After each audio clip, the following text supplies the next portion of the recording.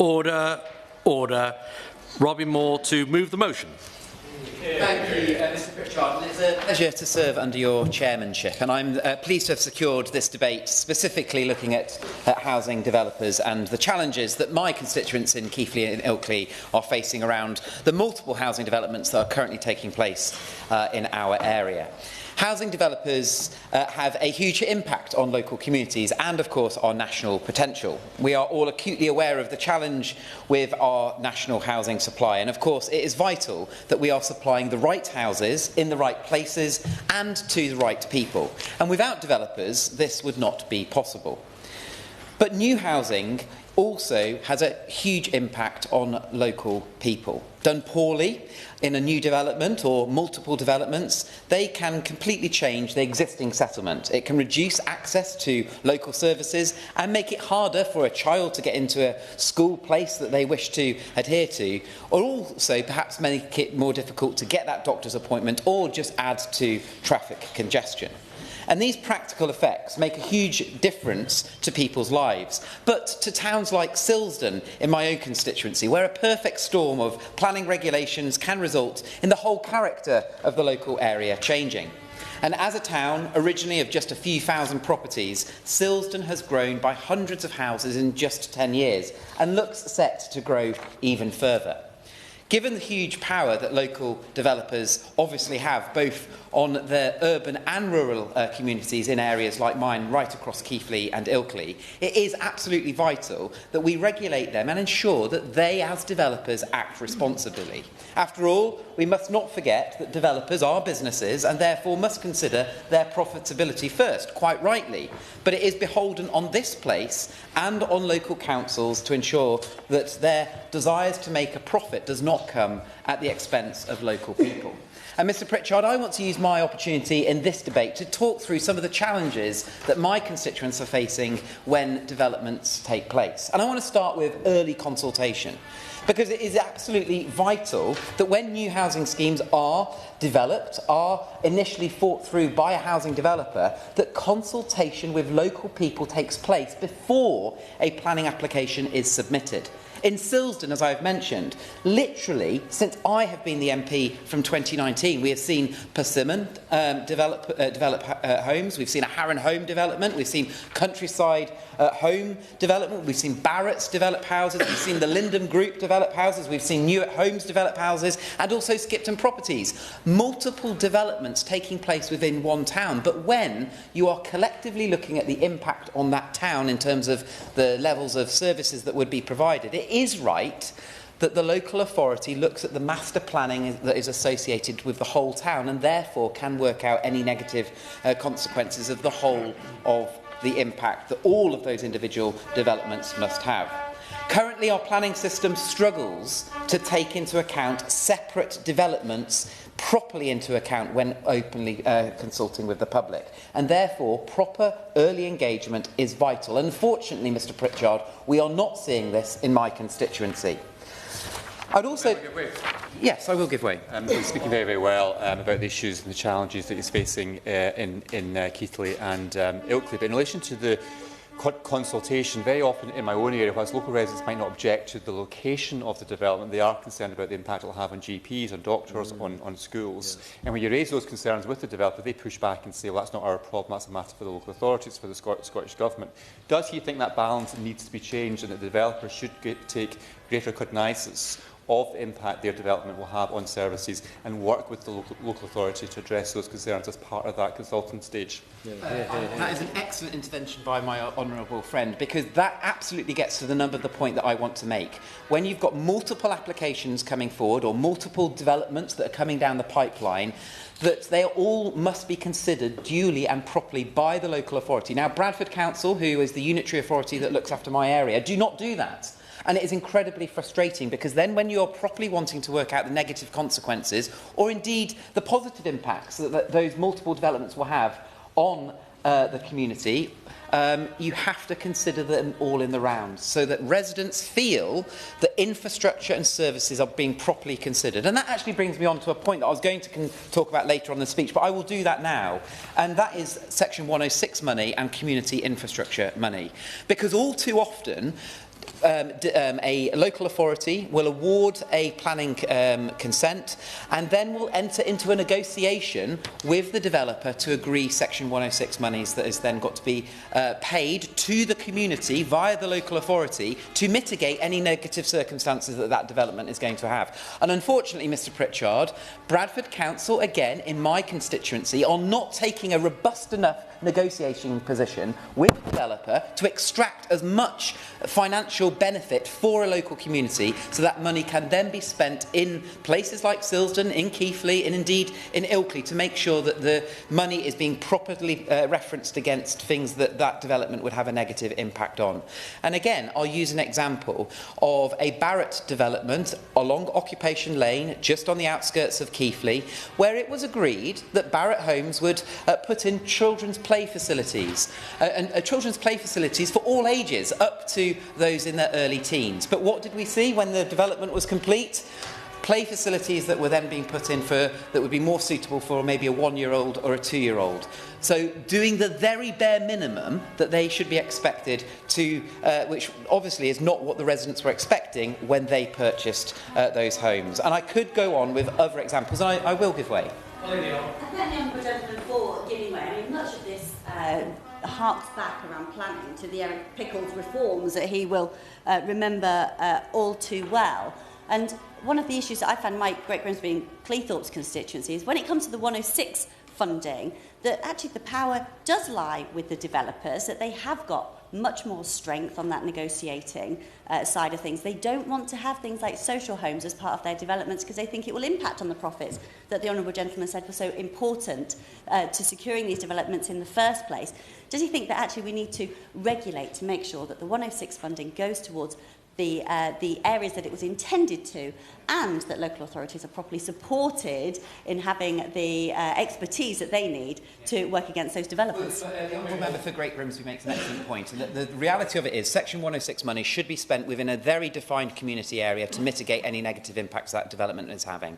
And unfortunately, we are not seeing that in my constituency. So Bradford Council, which is Labour controlled, has the power to hold those developers to account, to ring-fence that money for specific communities where that money should be spent. And my worry is that the local authority is not spending it in Silsden or in Keighley, but taking it back to Bradford City itself and spending it within the city heartlands of Bradford, rather than my constituents being able to benefit from that money in my constituency. And that is a real challenge. And I do feel, and I'd like to just raise this point with the Minister for her to specifically respond on how we can make sure that we are holding developers and indeed local authorities that have these powers to hold to ensure that Section 106 money and indeed community ownership money is spent in the communities that it should be spent in. The next point I want to raise is on-site conditions when a development is taking place. Because, again, unfortunately, I have seen far too often in my constituency new developments taking place. I use the example of Harron Homes in Silsden, or indeed Accent Properties in Longleat, just outside Keighley, where a development has taken place, but the quality of the build has been so poor that I, as an MP, have had to chase the developer on snagging related issues, or indeed where there has been challenges with highways or drainage. And I use the example where a resident contacted me at Longleat, where their property that bordered the development had been negatively impacted by Accent Homes and the work that they were doing and their developers were doing, because they had not taken into account proper access provisions or proper boundary-related issues, and it resulted in huge holes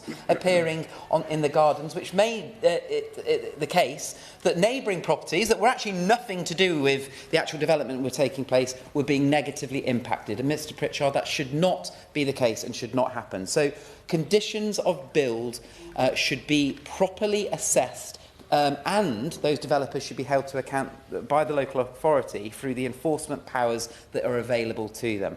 And again, I fear that Bradford Council are not being robust enough in when they have awarded a planning consent to take place, that then going on to hold those developers to account throughout the build process. And again, this is something that I have repeatedly raised since being the Member of Parliament for Keighley and Ilkley. And I will give way. Well, I thank my honourable friend for giving way. It's a very timely debate, actually, because I've just written to Solihull Council about the Arden Triangle, which is in my constituency, and the lack of sufficient detail around the master plan that is being put forward and being considered tomorrow. Does he agree with me? One of the points I raised was that actually developers do need to give consideration to infrastructure, such as surgeries, etc., but also the road network as well, so it can deal with the increase in housing. Absolutely, and Mr Pritchard, that is an excellent intervention because, again, all too often we see little pockets of developments taking place on the outskirts of relatively small towns, for example, and there not being due consideration to the wider challenges with traffic congestion on highways and the like, or indeed on schools or doctors' surgeries, or indeed retail offering. I mean, crikey, how many huge developments do we now see that are taking place where there is no thought that's considered to even having a local corner shop that is in easy access to those residents. So I do feel that master planning and properly considering the impact of these developments on communities like mine is of vital importance. And that brings me on to the next issue, which is when the development has been gone through planning consent and has been built, and residents now then start to move into to reside in these developments, that there is a challenge around how the site is then maintained. And I want to use an example of the Miller Home development in Eastbourne, Mr Pritchard, which is just next to Silsden and Steeton within my constituency, where Miller Homes had completed the development and then all residents were expected to pay a levy charge to a maintenance company for the maintenance company to then use that money to instruct a contractor that would then carry out any maintenance of the grassed areas or hedging within the internal development. And what we were finding, Mr Pritchard, that as a resident, you had no control necessarily over how much levy you were paying this maintenance company, but neither did you have any control over the quality of the work that was being undertaken in terms of grass cutting, how regular it was taking place, or indeed how regularly the hedges were being maintained. So therefore, the system was not working. I've had many residents' meetings on this issue, and I've written to Miller Homes, and I've also written to the management company that is dealing with this specific circumstance, because I feel that the situation as it is geared up for them being able to make too much of a profit, and then the quality of the service that is being delivered for those residents in Eastbourne is so less sufficient. So, simply put, those that have contacted me are effectively trapped, paying for a service that they are not receiving, and they cannot escape this situation without moving entirely, and that cannot be fair, Mr Pritchard. So I do feel that better regulation of maintenance levy money for carrying out works on the ground and having a proper quality of work being carried out needs to be looked at. So, as I have spoken about many a times before in this place, local people are not opposed to new housing, but they do want guarantees that services and infrastructure will be upgraded to accommodate the new influx of people. We should be encouraging our housing sector to see the benefits of extra engagement, extra investment, in order to open up for public support, so more developments are able to take place further down the line. We must also convene developments and developers that work collaboratively with communities, so we can ensure that local communities are getting what they want. And I really do fear, based on the new Labour government's ambitious targets that they've released for for increasing the number of housing, and their willingness effectively not to take into account local consideration and local consultation, that will have a dramatically negative impact on many small communities. And I just want to use a further example. In a village in Addingham, in my constituency, they went through a very, very long process of negotiating their neighbourhood plan. And they came to the conclusion that effectively over the next 15 years, Addingham would be able to accept around 75 new homes to be constructed. Bradford Council, Labour-controlled, comes along and then effectively says, no, we're going to ignore what you have spent the last God knows how many years developing, and we're going to say another 181 new houses in Addingham would be far more appropriate, going against all of the work that local community had done and going against any need assessment that had properly been established for that community to grow. So I really do say to the government and urge to the government, please ensure that you're always taking, the government is always taking into account local need and local assessment, and indeed the negative impacts it will have on local communities. I will give way. Thank you, Honourable Member, for giving way. I would just make two quick points. The constituents of mine that live in the Brock Hill area have been waiting 20 years for roads to be adopted, for areas of grass to be adopted, for upkeep discussions and agreements to be made. That's under both blue and red local administrations. And so I don't think this is a party issue. I think this is about a system that has been failing residents for a very, very long time. And may I just make simple one last point? At the last election, whilst the Labour Party proposed 1.5 million houses, of course he will remember his own manifesto proposed 1.6 million houses. So when we're talking about building houses that people need, we also have to have honest discussions that homes will need to be built. The honourable member for his intervention, Mr Pritchard, but he starts off by saying I'm not going to make this political and then goes on to make a very political point. But the point of me raising this debate and bringing this debate before the House today is to raise these very concerns that residents have been raising. But I do very robustly say to this new Labour administration that is coming in that communities like mine, in Keighley, in Silsden, in Addingham, in Ilkley, across all of the Worth Valley, that we are fed up of having housing developments after housing developments after housing developments approved by our Labour-controlled local authority without any due consideration to the negative impacts it will have on our communities and the infrastructure and us being communities being able to get a doctor's appointment or have the proper road infrastructure developed. So it is political if the Labour's ambitions are to effectively get rid of the green belt, open up the grey belt, when there is no due consideration for those local impacts that it will have. Constituents of mine and others across the country will want to hear from the Minister today on what plans the government has to address these very concerns that I have raised. The public must have confidence, Mr Pritchard, in the housing process. Otherwise, they will resist new developments, quite rightly. If the government is truly ambitious in its plans to deliver new homes, then it must tackle these issues that I have raised today.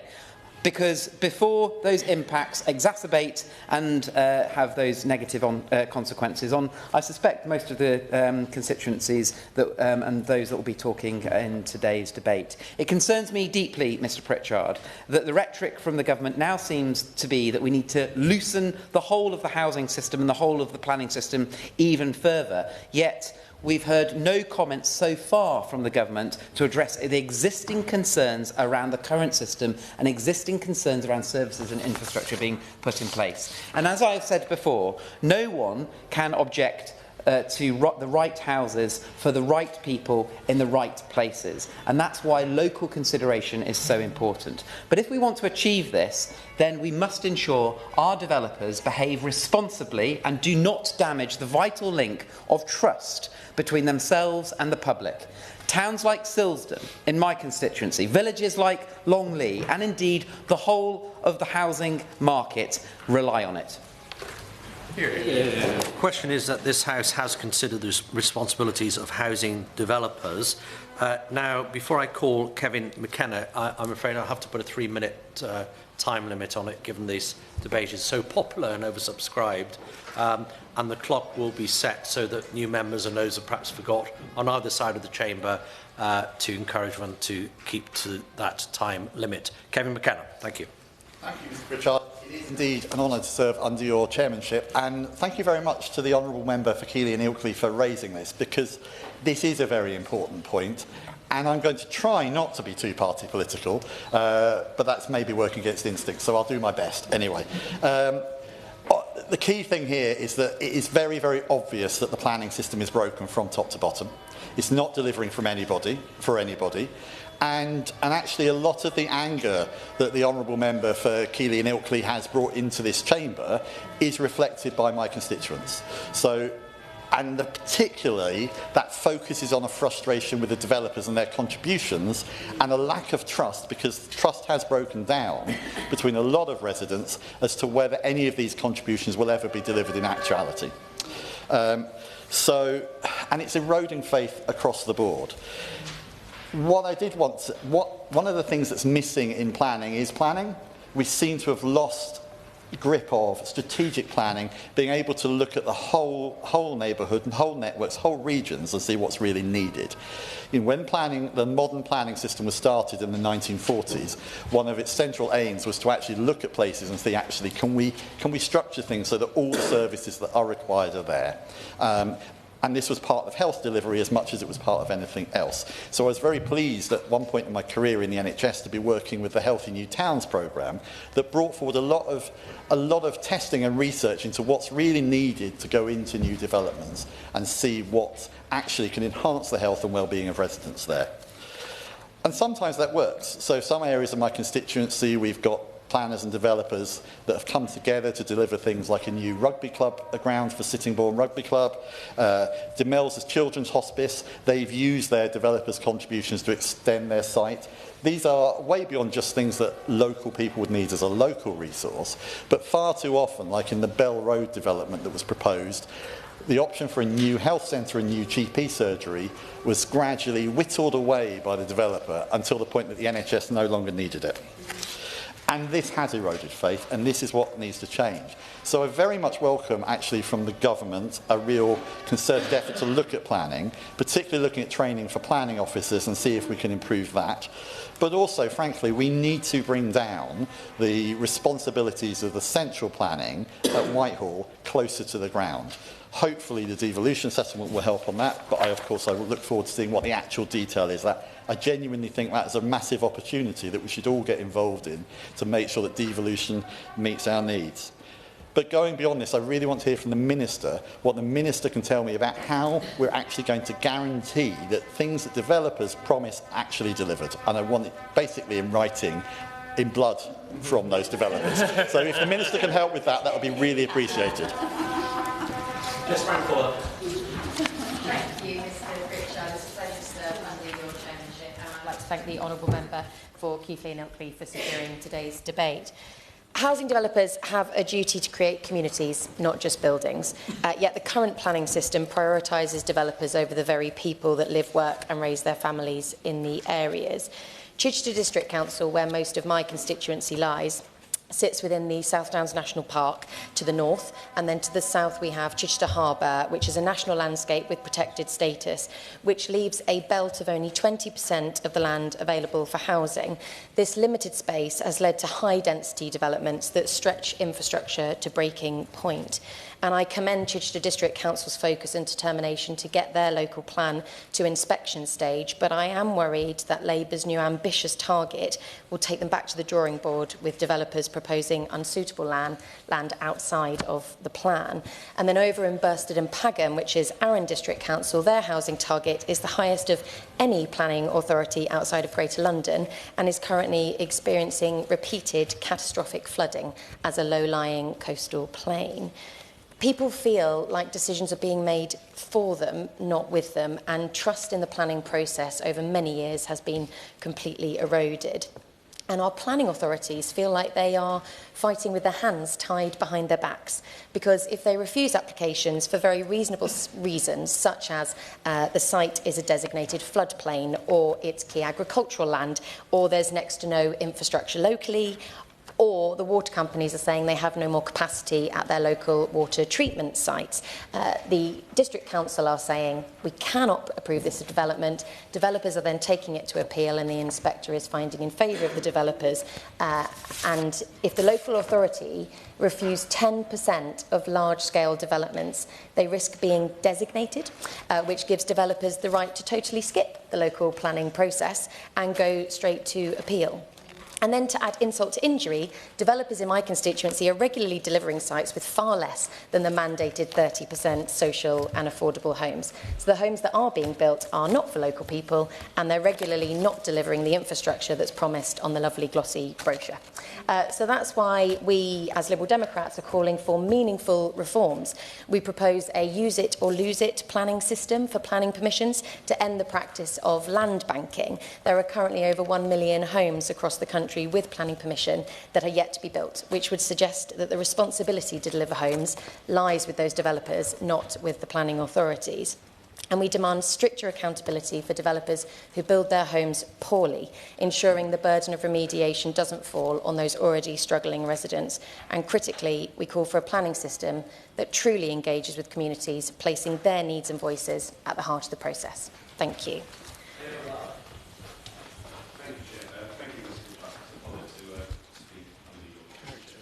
I'd also like to thank the Honourable Member for Keighley and Ilkley for securing this much-needed debate. I will try and keep party politics out of this because I don't really think it is about that, to be honest with you. Right, so for myself, though less often said, I see a responsibility that housing developers ought to fulfil post-construction. The appointment of reliable management companies to ensure the upkeep of estates. And that's one of the reasons why I'm here today to talk about that. The developers should be ensuring a smooth transition to the reliable and reputable management companies. Often we see that's not necessarily being done, and I'm sure the honourable members here will know from the casework that comes in, that job often is not completed. Unfortunately for a number of my constituents in Rochford, some housing developers have failed to do their due diligence and appoint reliable and accessible management companies. Residents, for example, in Elizabeth Gardens on the Hall Road estate in Rochford are being forced to pay in excess of £300 lump sum annual service fees. They're asked to pay this in one go, not instalments, but in one go. So it's just one example of how inflexible some management companies can be with regards to the new residents that move into certain communities. Grass not being cut, I'm sure we've all heard of that, and areas not being maintained and fees unaccounted for. The list goes on. And thus far, they have not been offered the opportunity to pay in monthly instalments as well. So it just goes to show that, again, residents are not necessarily being listened to. Although the service is supposed to be for them, they're not necessarily, as the honourable member said, they're not really part of the decision-making process. This is a real source of frustration. Residents wouldn't mind so much if they were getting the services that they were promised. Does my honourable friend agree that it is so important that housing developers take responsibility and appoint reliable, reasonable management companies? Another key issue I'm keen to raise here today is the overzealous housing developers who are maintaining financial interests in the properties to the detriment of residents. A housing developer in my constituency is maintaining their financial interest by imposing an annual fixed rent charge of £1. This may sound insignificant to many people out there, but some mortgage lenders are reluctant to lend on said properties due to a technical financial interest. So this is stopping families, young families who are looking to remortgage or actually looking to move, for example, from actually disposing and moving on their property. Residents can request a deed of variation, so that's one way that they can sort of come out of this situation, but the fees for a deed of variation are £1,200, so it's prohibitive. So this is about being responsible, and it is also about being reasonable with residents' money. So I thank you for securing this debate, and I'd like to hear the honourable gentleman's comments. Thank you. Pritchard, and I congratulate my honourable friend for securing this debate. I want to echo his comments, especially about early consultation and problems with maintenance companies.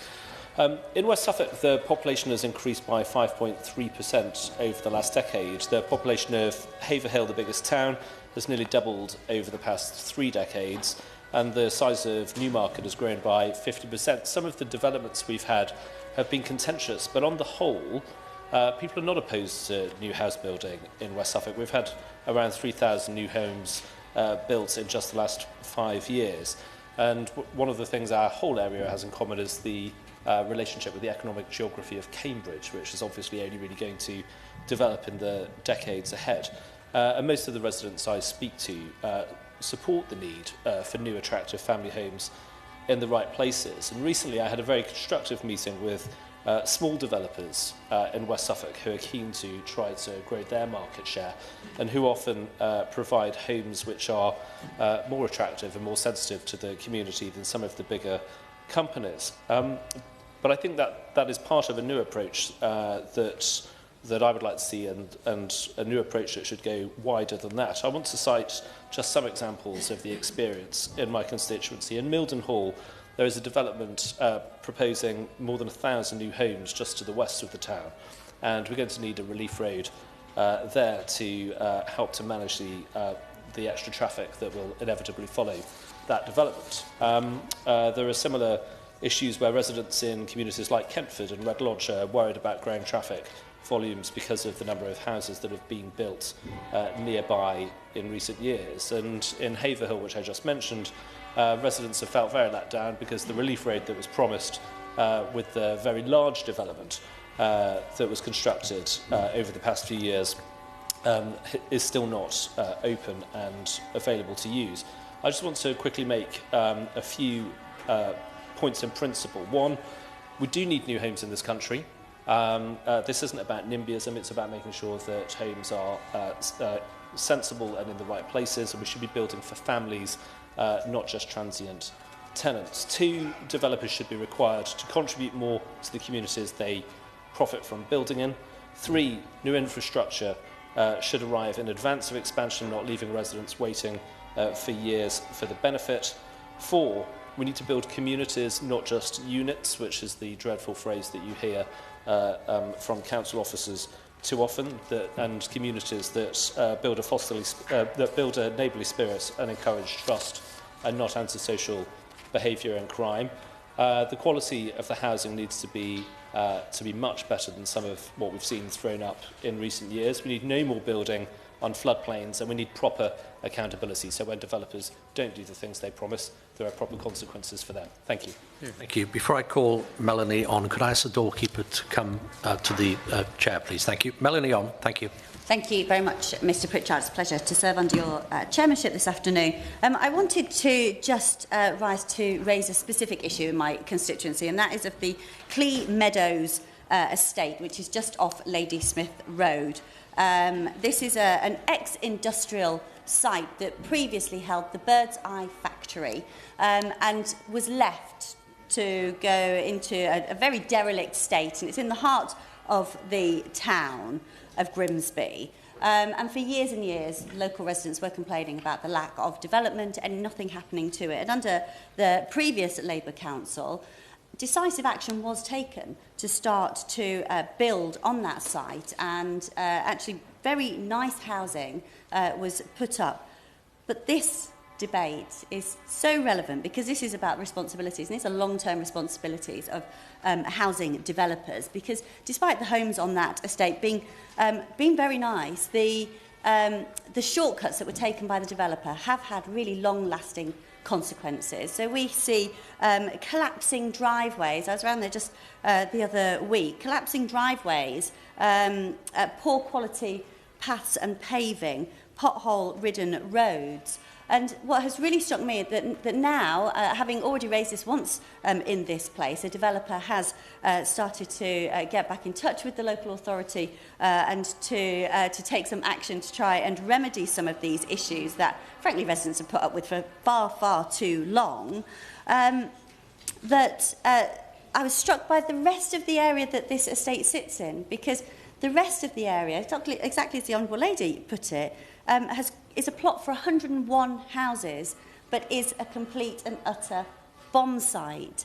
ripe for fly tipping, which happens on a regular basis, storage facilities for the developers' other activities just outside the Strawberry Fields development, just outside of my constituency, which has taken the developer's interest and taken his eye off the ball on Clee Meadows. And the thing that really strikes me is the discussion around the Section 106 funding is that we do need houses in Grimsby and Cleethorpes. We do need houses. The question is what kind of houses. And my local authority, it's Conservative-run local authority at the moment, and they say actually we can't sell some of these houses that we've had on these new developments. And I say that's because they're 5-bedroom executive homes. They're not the ones that we need. And if we didn't need those houses, we wouldn't have HMOs popping up all over the place. We wouldn't have massive waiting lists for housing associations, and we wouldn't have people stuck in temporary accommodation, which is exactly what we have. Now, there is a massive opportunity for social homes. There must be a better way of working out the housing sites that have got planning permission and the housing need in local areas. And there's an opportunity for the Minister to share her wisdom with us on that today. It's a real pleasure to serve under your chairship, Mr Pritchard. Thank you very much. And I thank the Honourable Member for Keighley and Ilkley for securing this very, very important debate. Natalie Harrison lives in my constituency of Wokingham, and she, along with other leaseholders in Mulberry House, are facing constant challenges due to the failure of their former managing agent, Eager Estates, and their associated company, Asset Hold. I recognise that neither of these companies are housing developers, but the situation faced by my constituents could very well apply to those that are leased by a housing developer, and so I hope it is treated in the same principle. She tells me that Eager Estates' 2-year tenure as a managing agent of Mulberry House has turned their lives into a living hell.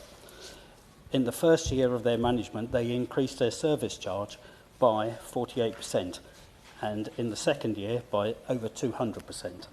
After securing a successful right to manage application, Eager Estates continued to bill residents over £16,000 despite no longer being appointed. Another constituent in the same property is on a top floor apartment and is now forced to live in damp conditions and is surrounded by mould due to the poor quality of the roof. The roof, which was fully replaced 6 years ago, carried a 30-year warranty.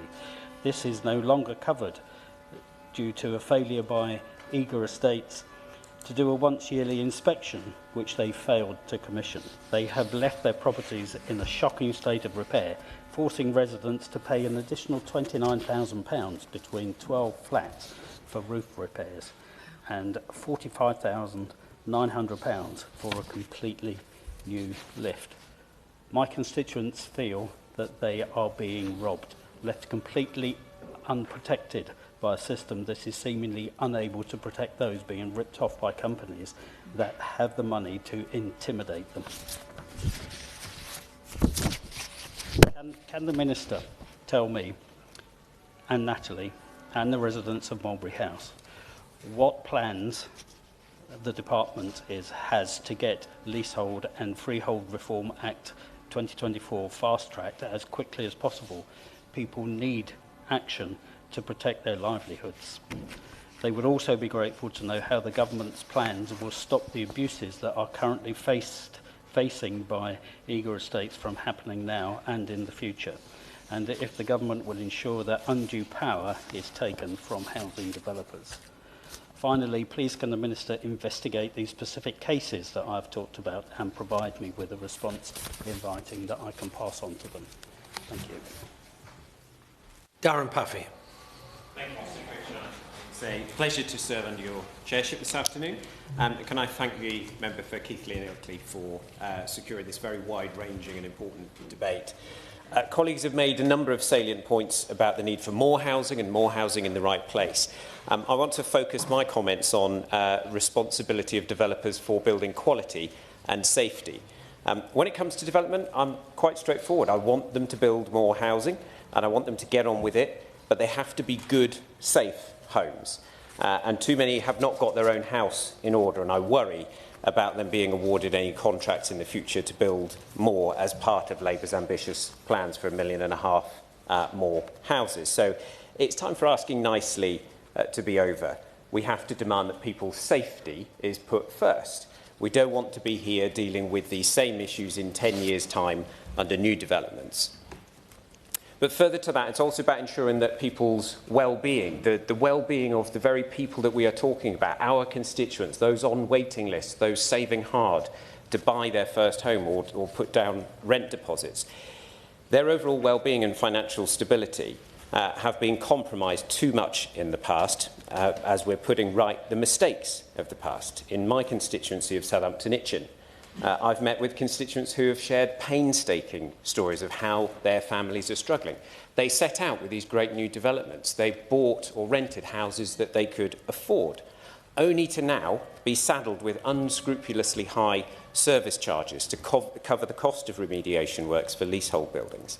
Some of those are young couples and families. They bought their dream first home but now find themselves in a long and drawn-out nightmare. I've met with the Building Safety Minister to discuss some specific cases in my constituency, like Oceana Boulevard and French Court, among others. They require immediate attention. And they're getting that, and I'm grateful. But let's be clear, the housing industry has to act very differently in future on the issues that have been raised by other honourable members to make sure that we avoid the gross mistakes of the past. I want them to learn those lessons from my constituency and ensure quality in what they build from here on. None of us want to be here in a decade clearing up a different housing mess, whether that is to do with location or quality or form of ownership and so on. It is the developer's responsibility now to guarantee that quality and get it right first time, not remediate later. It is the government's responsibility, of course, to hold them to account when they don't. And so I would appreciate the Minister's assurances around how we are going to ensure these things are right the first time. On this and on other issues raised rightly by honourable members, we cannot allow developers to wash their hands of their responsibilities. Thank you, Mr. Pritchard, and it's a pleasure to serve under your chairship. Can I also congratulate the honourable member for Keighley and Ilkley on securing this debate, and actually agree with your comments at the start of the debate around pre-consultation on planning permissions, and actually where developers can really learn from consultations that are carried out on regen projects, where often communities' aspirations are captured and then delivered, but aren't on brand new applications. I'd also, Mr Pritchard, declare that I'm a member of the Housing, Communities and Local Government Select Committee, and prior to entering the House I worked in social housing for 15 years. And my experience in the housing sector showed me the importance of community infrastructure being at the heart of developments. And I'm concerned that current planning processes don't prioritise those essential facilities needed for communities to thrive. In many developments, primary schools, community centres, recreational areas and other facilities are delivered later into the phasing of the developments. And this leaves families on the estates, many for years, with nowhere near what was promised in the glossy vision and the sales catalogues. This reduces the chances for new communities to come together to form that important bond needed for sustainable communities. I believe that government can do more to support the delivery of crucial infrastructure, from updating their planning policies through to helping with funding vehicles to make sure that new communities get the infrastructure delivered at the earliest possible time. Another pressing issue, Mr Pritchard, is the maintenance of roads in new developments. I recently visited Lancaster Park in Hungerford, in my constituency of Newbury, where residents shared their frustrations about unadopted roads. In Lancaster Park, residents now face management costs for the upkeep of the roads, on top of paying their council tax. As the developer doesn't want the road to be adopted, and the council, already underfunded by central government and under financial pressure, are keen not to take on new cost liabilities. But that just isn't right. And so I'm proud that my party, the Liberal Democrats, are calling for a change so that all local authorities must adopt roads, which will guarantee the road standard and stop this cost being passed directly to a small group of residents. Developments must reduce homelessness, improve standards and improve lives, not place additional burdens on those who it seeks to help. And then finally, Mr Chairman, I just want to speak briefly about the Decent Home Standard. 3.3 million homes currently don't meet this standard. Social landlords are leading the way on improving their stock, but we find in the private sector more than 500,000 homes having the most serious of hazards. The government must get on to consult on the Decent Home Standard and enforce its implementation across all homes in the private and social sector. Thank you. Thank you, Mr Pritchard. John Deere Air Horn Orchestra. This debate is very important to me. I've met with Persimmon, Oakgate, Banks Group, Joseph Rowntree, Taylor Wimpey, Barrett's, David Wilson, McLaren and countless others.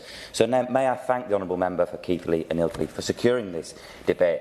As a fellow Yorkshire MP, I greatly respect him, and so let me be as Yorkshire direct and bold when I say he forgets an important point, that it was the last government that oversaw a broken planning system, which brings me on to the challenges we face in York. Housing developers have struggled to build good homes over the last 14 years, but it's not through a lack of trying. I'm afraid to say some councillors in certain parties have been the blockers for too long. And let me tell the honourable members a story. New Ayswick was the brainchild of Joseph Rowntree. For members familiar with model villages, it's the Bourneville or Saltaire of York, a place built on the principle that better housing can be provided for lower income families. So recently, there was a proposal to build 14 new affordable houses. It was NPPF compliant. No need to worry, right? Unfortunately, that wasn't the case. And if you want to know why, I'll need to defer to one of my son's favourite films, the 2006 animated comedy Over the Hedge. Now, the plot, for those of you who may not know it, is about a group of woodland animals led by a cautious turtle named Vern. Now, the problem is that Vern's overly cautious approach has bled into the local authorities' cautious planning approach for too long. Forgive that slightly unexpected reference, though. The reason those 14 homes were delayed, quite literally, for 3 to 6 months, was because planning committee members of a certain party didn't want to go ahead over a hedge. Families have been left waiting for months for housing over a hedge. But may I move on from that harrowing tale to make a slightly bold suggestion, which is that rather than just focusing on the responsibilities of housing developers, we've got to focus on the role of local councillors. If committee members are homeowners, they should have to declare it as an interest, because it's easy to block the homes of the future when you've got one yourself.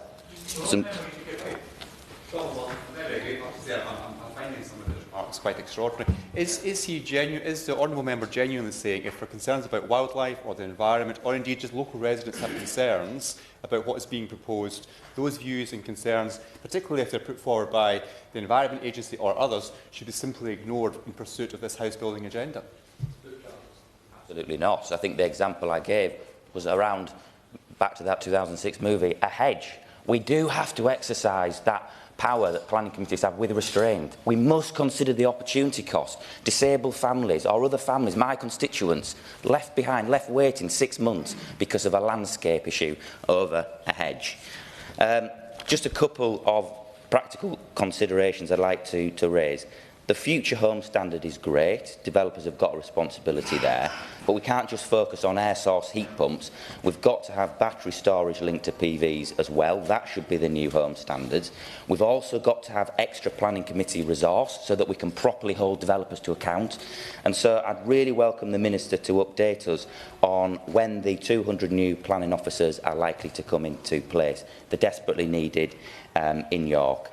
And can I also touch on a concept around pre-application discussions? These are really important to let developers get on and actually consider local need in the right way at an early stage. But I will.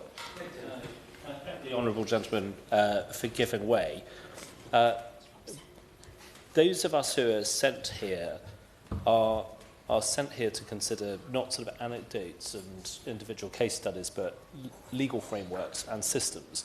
Can he tell us which of the regulations, and in particular regulations pertaining to the environment and things like biodiversity he might be interested in seeing removed if he wants to remove some of the systemic barriers to house building. Can I just remind obviously interventions are part of our regular place of work, but it's entirely up to the Speaker whether they take them. But when an intervention is given or taken, then it adds 1 minute to the Speaker's time slot, which takes away from others. Luke Charters.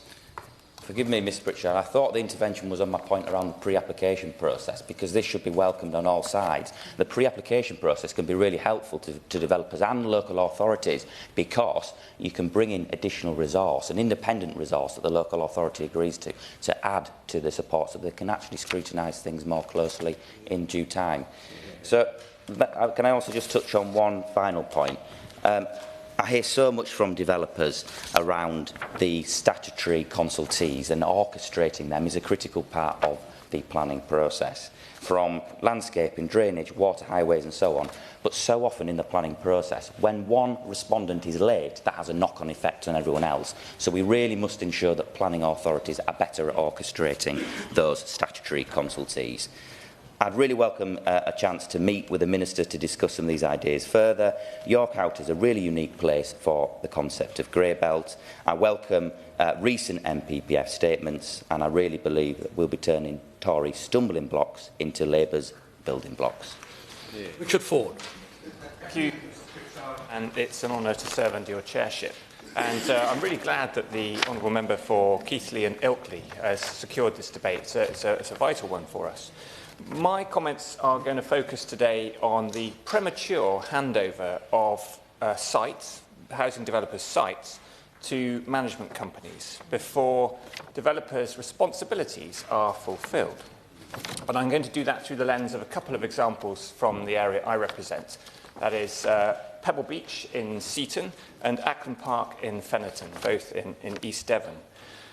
For Pebble Beach, the construction began of a 220-odd home site in 2014. I just looked at YouTube at the Bovis Homes adverts earlier, and you get to see the drone footage over beautiful Seaton. It is absolutely stunning. Who wouldn't want to live there?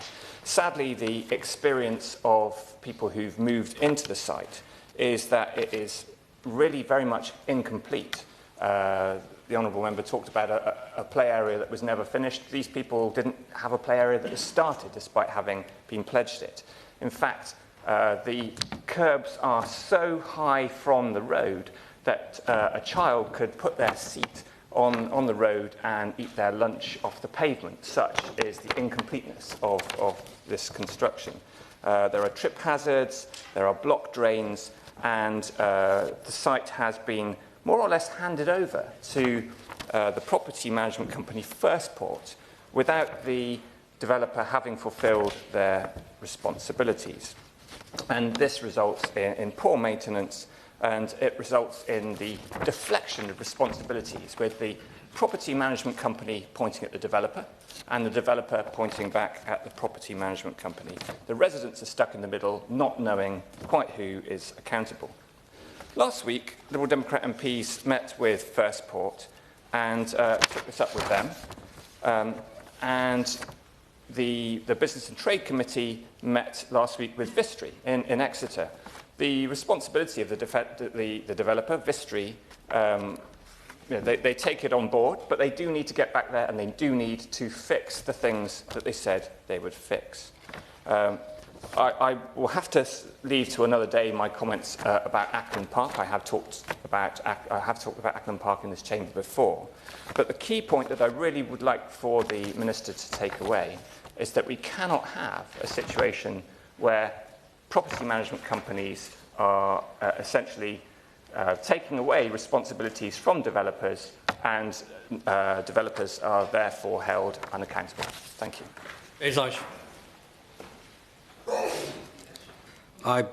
Yes, well, in fact, yes, I called you.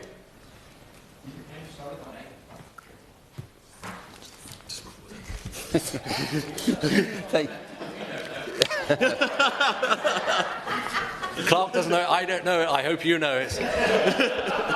Anyway, the Right Honourable Gentleman. There we are. It's James Nash and Rushcliffe. I'm not sure whether... That's what we said. Sorry, can I apologise for my Hereford, Shropshire accent?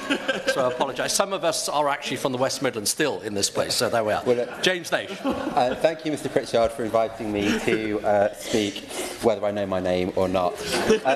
It's a pleasure to serve under your chairmanship, and I'd like to congratulate the Honourable Member for Keighley, I do know where Keighley is, and Ilkley for securing this important debate on the responsibilities of house builders. Mr Pritchard, I want to speak briefly to highlight the fantastic work of one of my constituents, Sarah Postlethwaite, who is a senior planning ecologist. In March this year, in her own time, Sarah conducted a detailed audit on the implementation of ecological planning conditions in her home village of East Leek. I have a copy of her report here, and it makes for fascinating reading. She looked at 11 built-out sites from the past decade, and the headline figure is that the overall compliance rate for ecological planning conditions was 9.5 out of 36 conditions in total, or a meagre 26%. At one development by Persimmon Homes, which had 294 homes built out, there was an inadequate number of bat and swift boxes. They were badly installed and or in inappropriate locations, and it wasn't possible to determine if the promised meadow grassland and flowering lawn mixes had actually been sown appropriately. At other sites by other developers, hedges were removed despite commitments to retain them, grassland areas weren't created as required, and sustainable drainage systems weren't fully built, despite people occupying nearby houses. Mr Pritchard, I acknowledge that time has passed since this audit earlier this year was completed, but I thought it was useful to highlight this type of bottom-up work that's taking place by constituents like mine who are keen to see house builders delivering on the conditions agreed when planning permission is granted. I'd like to commend Sarah's work, which was reported upon by the BBC, and as a result secured apologies from both Barratt Homes and Persimmon Homes, while Miller Homes said that it was finalising its ecology measures at the time of reporting.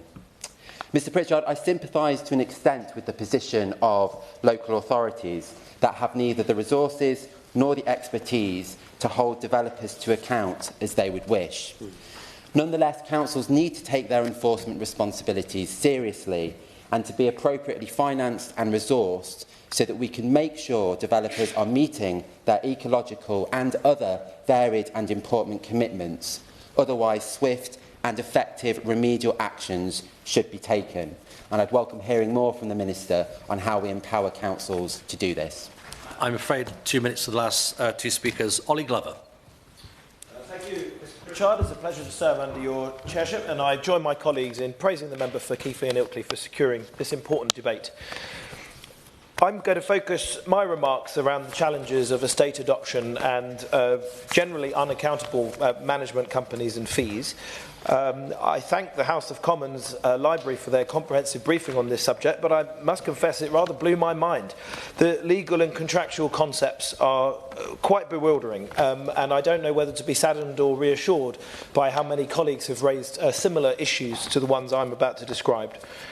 Since my election in July, I've been contacted by constituents across my constituency with issues around estate adoption or management companies. Highcroft and Winterbrook Meadows in Wallingford, Fuller's Grove and Hamilton Drive in East Challow, Dider Gardens and Great Western Park in Didcot, Kingsgrove in Wantage and Cholsey Meadows in Cholsey. And with 30,000 more homes planned in the surrounding area by 2041, which will account for 20% of all housing stock, it is important that we collectively get a grip of these issues so that we prevent the recurrence in future. Problems experienced by my residents include huge and disproportionate hikes in estate management fees that they pay in addition to council tax, endless arguments between parties and a lack of accountability regarding who exactly is responsible for maintenance issues on some of these new estates, lack of timescales given for adoption of roads and other items, the lack of transparency and clarity on how to influence and hold to account these management companies, and complicated ownership and financial models which vary from estate to estate. I lack the legal and contractual PhD needed to understand all of the framework, but I can be clear on the simplicity that my residents seek. A simpler approach to planning and development, clear and consistent adoption policies and processes, ability to hold developers to account, value for money, and proper funding for local authorities to remove any perverse incentives around planning agreements and adoption decisions. Shannon. Thank you, Mr. Chairman. Very firstly, can I say it's a pleasure to speak in this debate, and to the honourable member for Keighley, and I thank him very much for setting the scene. Where the UK is screaming out for new homes for large families, small families, for single people, for first-time buyers. I'm very fortunate, Mr. Chairman, to have a very first-class working relationship with numerous developers within my constituency. I think it makes a difference, I have to say, whether it be Fraser Homes, Hagan Homes, Dunlop Homes, or Rock Developers. I support them, they support me, and what they've done for the constituency of Strangford is develop, transform the towns and give forever homes to so many people. What do I need to see in this process, and that 50 seconds that I've left, I'll do that. The urgency in the planning process, which quite clearly isn't there. The issue for the adoption of roads and footpaths. In Northern Ireland, we insist upon developers providing a bond, which means should they go bust in the process, then that bond can be used to finish the roads, finish the footpaths, or indeed finish the drainage system as well. It's a good system, but as costs have risen, as they have very clearly, then there's a need then to have a bond that is satisfactory. So that's the first thing. In relation to the snag list, again, comes up all the time. After the houses are moved into the interior design, the residents go into their new developed houses, and they look for they're wanting it all to be perfect, but suddenly it's not perfect because the snags are there, the cracks in the walls, unfinished woodwork, unfinished plumbing, unfinished electrics. All these things do add, and perhaps in sometimes subsidence outside the house as well. Those are some of the things that need to be done. So a large part of this role is about communication. So when it comes to the Minister in relation to these things, these are things which I think the developer needs to tighten up on. The effort must be made with buyers and third-party organisations to ensure that the processes are done with local planning, Department of Infrastructure, us back home, private developers and purchasers. Thank you so much. Gideon Amos. Thank you, Mr. Pritchard, and it's a pleasure to serve under your chairmanship. And I'd like to congratulate the honourable member for Keighley and Ilkley for securing what is an important debate, and also my honourable friends on their contributions from the honourable member for Chichester, Honiton, Sidmouth, Wokingham, Newbury, Didcot and Wantage.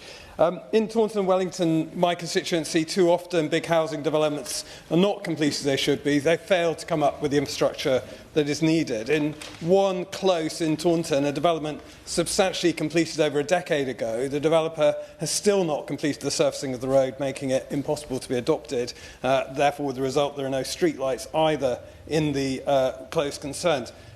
Liberal Democrats support the need for more homes. In Taunton, around 5,800 have been approved or constructed since 2012, around another 1,000 homes in Wellington. But for us, the focus should be on the 150,000 social homes that we need as the priority.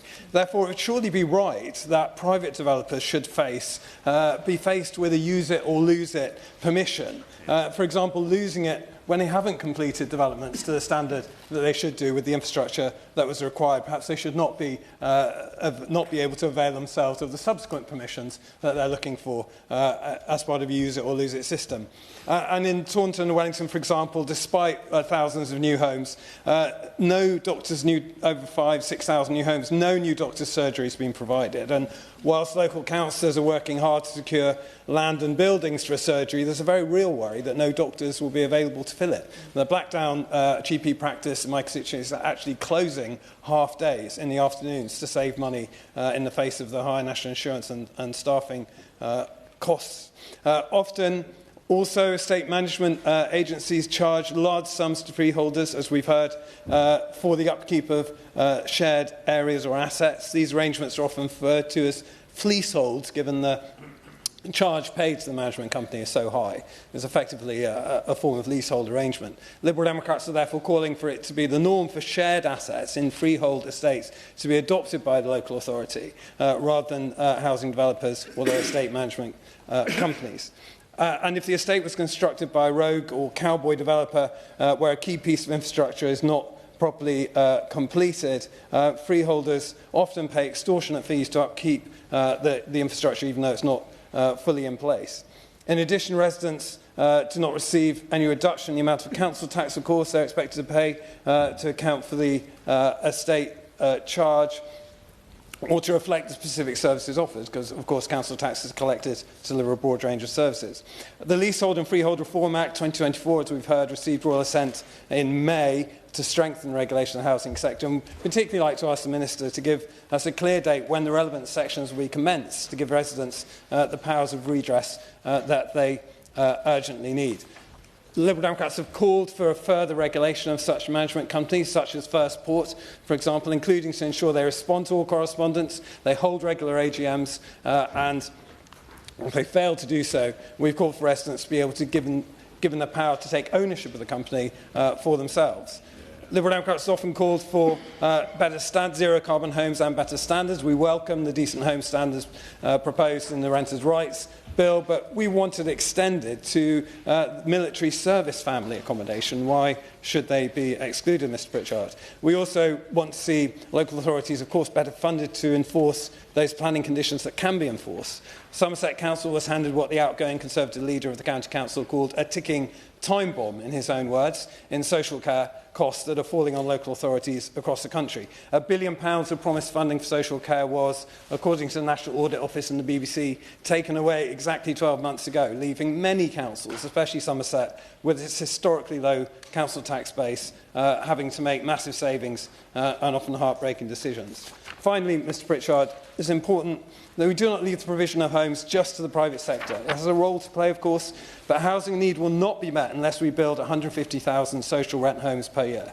And that is the Liberal Democrats' focus. Genuinely affordable homes for local people with properly funded local authorities to look after the infrastructure that needs to come with them. That means that unless government support is provided for social housing and social care around the country, councils will be unable to cope with the need to properly regulate housing developers and ensure they meet the obligations placed upon them. Thank you very much, Mr Pritchard, and it's a pleasure to serve under your chairmanship. And could I firstly start by thanking my honourable friend, the member for Keighley and Ilkley, for securing this important debate. And I'm delighted that the tractor beeps have stopped, and partly because anyone watching this debate would think that it was post-watershed, in case I swear and there's a beep going on, but I assure people that I'm not. It was the tractors outside. Can I thank a number of members in this chamber for making a number of important contributions. I'd like to pick out a few specifically regarding my honourable friend, the member for Keighley, and then just address a number of issues from members around the House. My honourable friend, the member for Keighley and Ilkley, made a number of important contributions, and they are contributions that many people across this House understand because we all go through the same things. Like him, there is an excessive amount of development being led by my local authority, led by the Liberal Democrats, but we know that that is a case around the whole of the country, and we know that developers are not always sticking to the standards that we need them to for the consumer to expect the services that they are entitled to when buying something as big as a property that they expect to live a majority of their lives in. He also mentions the concept of early consultation. I think that he has raised a very, very important point. He absolutely raises a point about local plans. It is important that the new government takes a strong line, like the last government, in making sure that local authorities that do not have local plans make sure that they come forward and deliver a local plan that's feasible. But also, I hope that the Minister can reassure us in the House today that she will stick, as the other Minister has, to the importance of neighbourhood plans, because local people know what they want in their area and they deserve the protections to make sure that the government is protecting them from excessive and speculative development. It was also interesting to hear from a number of members around the House talking about their constituencies and housing. I will say to my honourable friend, member for Keighley, I expect, and I unfortunately come here with a concern, that many of the concerns that he has raised will be exacerbated by some of the policies that have been announced by ministers in the department under the new government. And I am worried about that because of the centralising zeal that the new government has come into government with, taking power away from local councillors. The Honourable Member for Sittingbourne and Sheppey said that he wanted planning decisions to be made closer to ground and by people that know their local area. Unfortunately, the policies that were brought out at the beginning of this week will actually take planning decisions away from locally elected councillors who his constituents will expect to represent on their behalf. The member for Southampton Itchen said that he wanted to have a more bold and ambitious offer in his area, an area that I know very well, considering he's my constituency neighbour and we served on the same local authority together. But he might want a word with his ministerial colleagues who have reduced housing targets from 1,450 in his city down to 1,100, while making targets in neighbouring authorities in more rural areas double and triple. If he wants to build those bold and ambitious plans for his area, perhaps he needs to speak to his government about taking targets away from Labour areas and putting them into Tory and Liberal Democrat areas. And the member for York Outer also mentioned hedges and local features of his, what I am sure is a beautiful constituency. But can I just say the same to him, that if he wants more resources for planning departments in this government, planning departments across the country, he should perhaps have a word with his ministers too, who are taking power away from local authorities about what they can say yes and no to, and putting that power in the hands of ministers within Westminster. I will give way. Thank the Honourable Member for giving way. Residents on Watery Lane in Lichfield know fine and well that these powers already exist. There were significant objections and significant local objections to a 750 home development right on the edge of the city, which went through every single possible stage of objection from the local authority and from local residents, and it was still just signed over by a minister in Whitehall. These are not new powers. These have existed for a long time. So can he just ensure that when he's raising this point, he's not making the point that this is some type of new power that's being brought in. It's one that's existed for a long time. Well, I have to say to you, that's not what his honourable friend, the Minister in the Chamber on Monday said. The Minister in the Chamber said that local authority councillors and local councillors can make decisions about their areas as long as the Minister agreed that they should be able to call that application in. It is a bypassing of power from locally elected councillors. It's a bypassing of power from local authorities, and I think that the government need to really look again at the power that they are taking away from people on the ground roots level and putting into the ministers' hands at their desks in Westminster, something that the last government would never do. My honourable friend, the member for Keighley, also mentioned Section 106 agreements. It is really important that we make sure that Section 106 agreements are allocated to local areas as much as possible. Experts like Professor Christian Hilber from the London School of Economics have criticised systems like 106 as inefficient and counterproductive, potentially driving up house prices instead of delivering the affordable housing and public goods that they're meant to provide. And meanwhile, research from the Home Builders Federation highlighted a very troubling issue that local authorities in England and Wales are holding on to £8 billion worth of unspent developer contributions. These funds could transform communities, delivering 11,000 affordable homes, 12 million potholes could be repaired, and they could create 126,000 new school places. And we agree it's time for policies that empower local councils and deliver tangible benefits for residents when it comes to the standards of our developments that are going across the United Kingdom. It's vital for local authorities to have up-to-date local plans, as I've said, to ensure that communities have a say in shaping the vision and framework for their communities going forward over the next few years. And as I say, that's why I am concerned about the centralising structures that this government has brought forward, such as bringing forward a, we think, published national planning policy framework tomorrow, but bringing forward planning reforms before the NPPF has actually been published. That doesn't seem to me transparent. It doesn't seem to me like joined-up government, and I think they really need to look at where they bring a wider reform in together. There are also fears that the government's ambition to build on Greenbelt could extend to undermining local democracy itself, even including hedges. Reforming planning committees, the government are planning to strip back the democratic role of local government and impose top-down reforms at a later stage. We would like to see how, I would like to ask the Minister for a reassurance over how she will ensure that local voices, by elected councillors who her constituents and every constituent around this House today elect to represent them on their behalf. And I don't understand why the government seems to not have confidence in local authorities, even controlled by them, because their local authority leaders have said that these plans are not deliverable, instead of making the decisions themselves. We must ensure also, Mr Pritchard, that consumers are protected from abuse and poor services when it comes to developers, especially when it comes to the management of their homes and estates. The government must work hard to ensure high standards amongst managing agents and hold them accountable for their actions. It's essential that any reform under this government enable our communities to take positive steps forward towards building more homes, regenerating local areas and supporting economic growth. The last thing we want is for these reforms to have inadvertently create barriers to progress or leave communities disempowered. And I recognise that the concerns of my honourable friend about fees being charged to maintain estates, particularly where communal areas remain under construction. The law is clear. Service charges must be reasonable and the work or services paid must be of a reasonable standard. Leaseholders have the right to ask for a breakdown of these charges and the evidence supporting them, such as receipts. It's also a criminal offence for a landlord to withhold this information.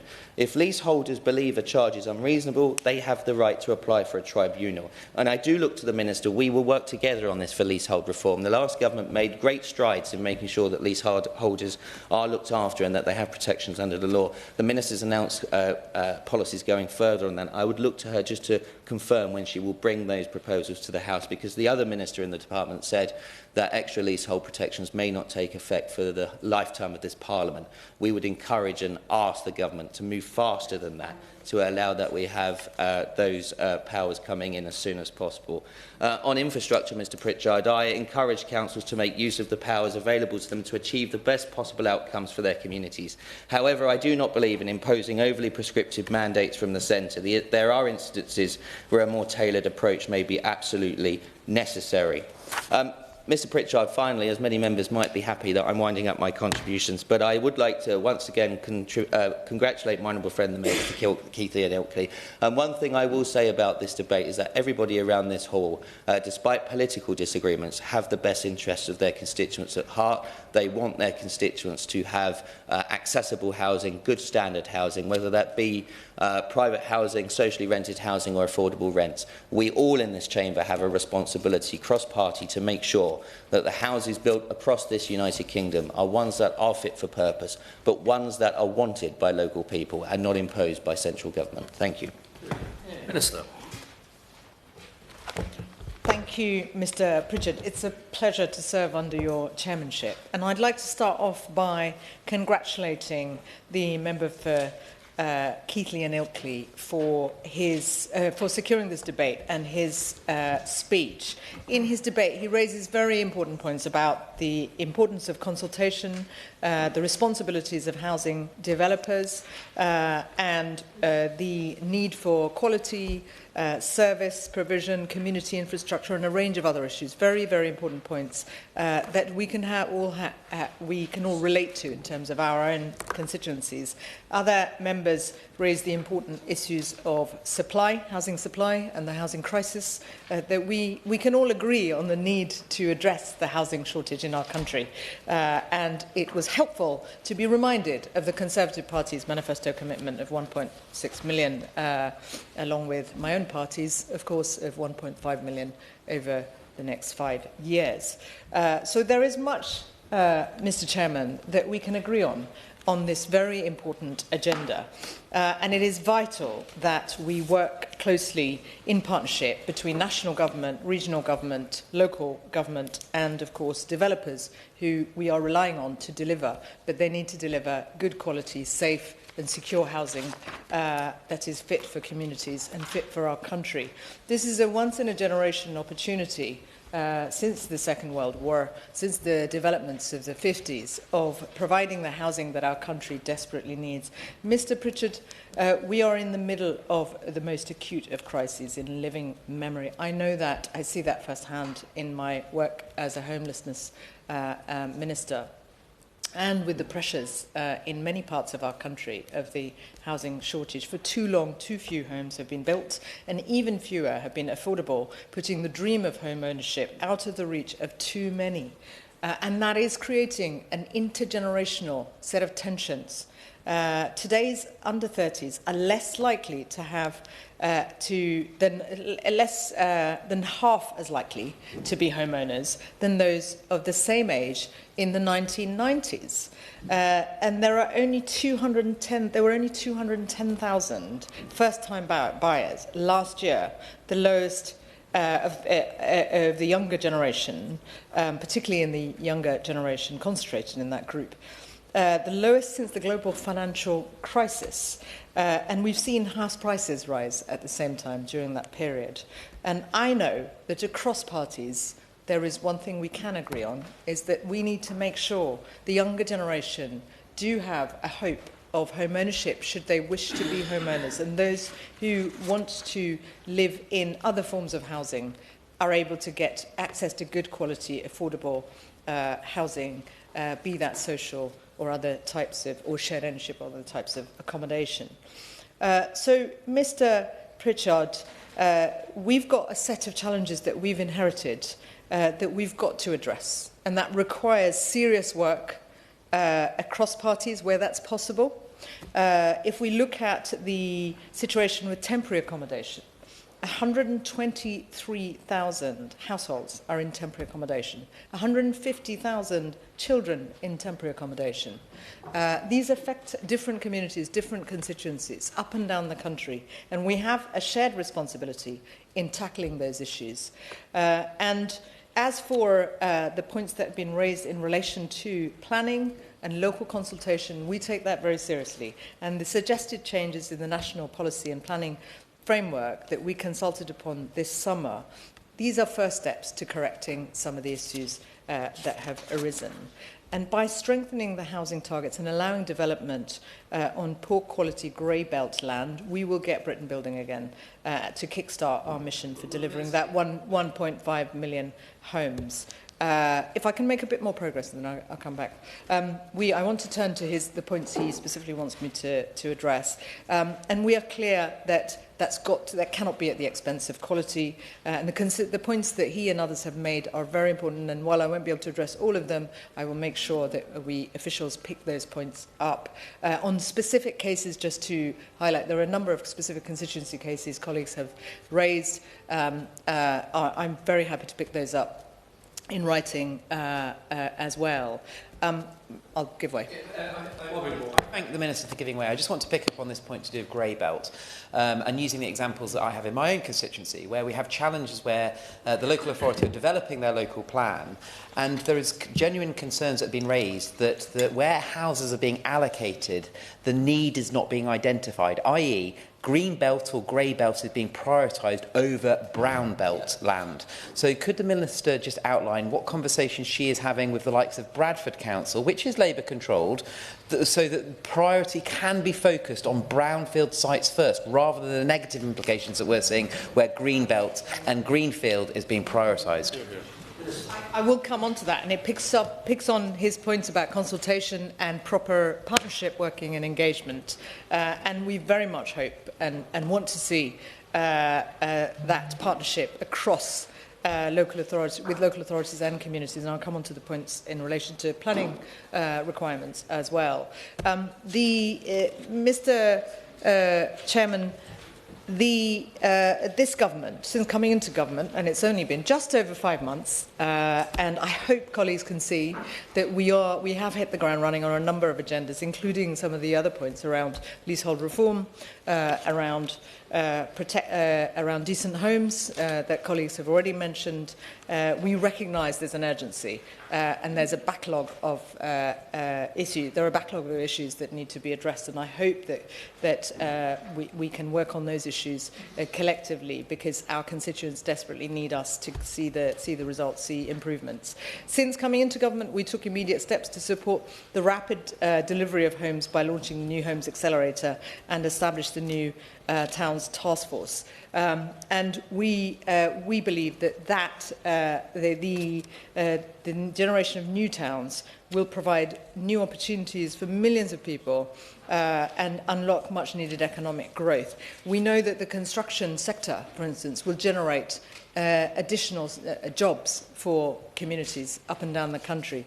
These are important opportunities for our country. We've also seen investment through the Investment Summit, including 60 billion was secured and £500 million just on housing specifically. We need to see that investment in our housing in our country. And this government has also put the down payment on our commitment, announcing £5 billion towards housing, a housing supply package for England over the next 5 years, including £500 million to address the social and affordable, to provide for social and affordable housing schemes.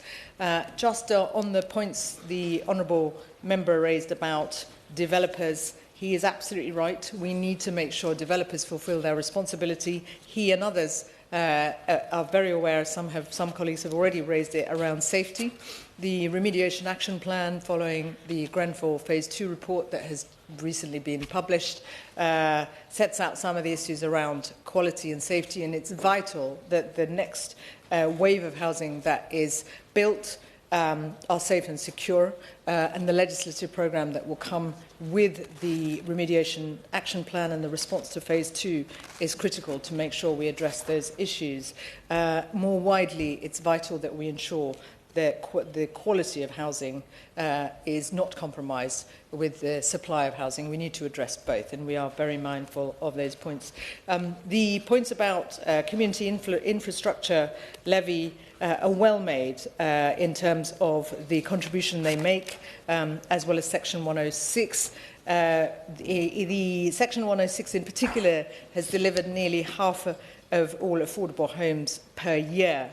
The honourable gentleman made some very important points about the need for local communities to benefit. He will be aware that local authorities have that strategic role.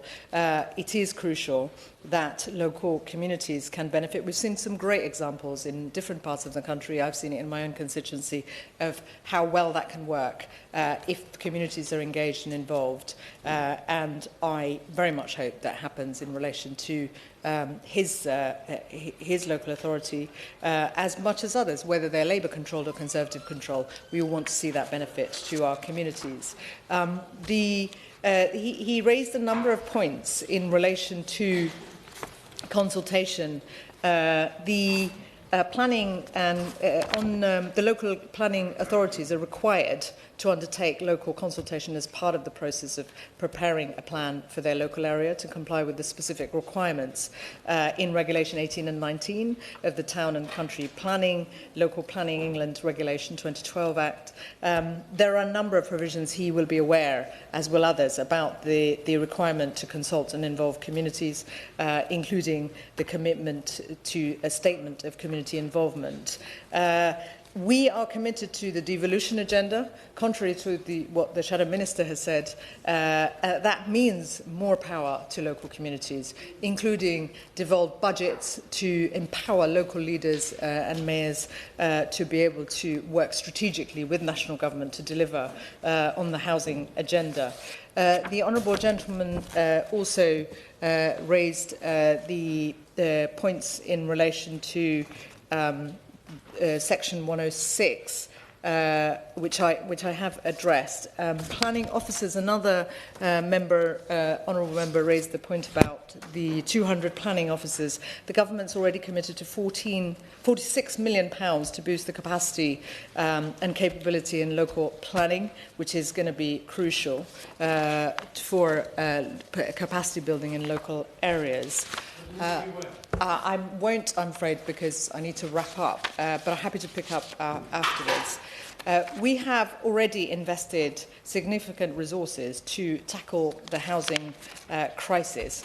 We are very aware as a government that we need to make sure that the national policy, planning policy framework is fit for purpose, that communities are engaged and involved, and the work that's underway, I hope, will be, it's an important opportunity for members, honourable members, to engage early to make sure we get this right, that members are able to feed in the concerns and interests of their constituencies. And I very much look forward to continuing the conversation, making sure that we are able to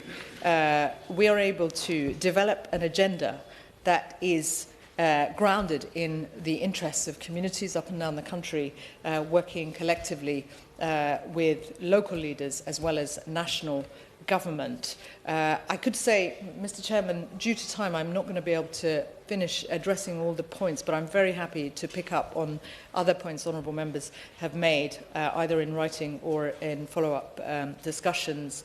But I want to thank the honourable member for bringing this debate and for raising the issues he has. On leaseholders, there is already work underway, including a written ministerial statement to tackle the issues and concerns in relation to leaseholders and their responsibility, as well as, of course, the standards in housing. Thank you. Thank you, Mr. Pritchard. I often think that as members of Parliament, our role is to be problem solvers, but also placemakers, and that's why I think that today's debate has been so important. And can I thank all honourable members for their contribution in today's debate. It's been obvious that there has been some common themes. Early consultation is really important, as well as addressing those challenges around multiple individual developments and being aware of the cumulative impact that they can have on wider communities. We talked about Section 106 monies and community ownership monies, and the importance of the quality of build in terms of placemaking. Because it is right, Mr. Pritchard, that we get the right homes built in the right locations, designed around the appropriate need that has been identified. And whilst we've been joined by farmers outside through the noise that's been coming in, the member for York Outer quite rightly mentioned that he welcomed the John Deere Orchestra, but can I say that I only hope that all members on the other side are listening to the reason why those farmers are here today. Thank you very much, Mr. Pritchard. The question is that this House has considered the responsibilities of housing developers, and many of that opinion say aye. Aye. On the contrary, no. I think the ayes have it. The ayes have it. Order. Order. Have a good afternoon. We now come on to the next debate. And just on behalf of Right Honourable members, thank the broadcasting team and the sound team for an excellent job this afternoon. Hear, hear. Order. Order.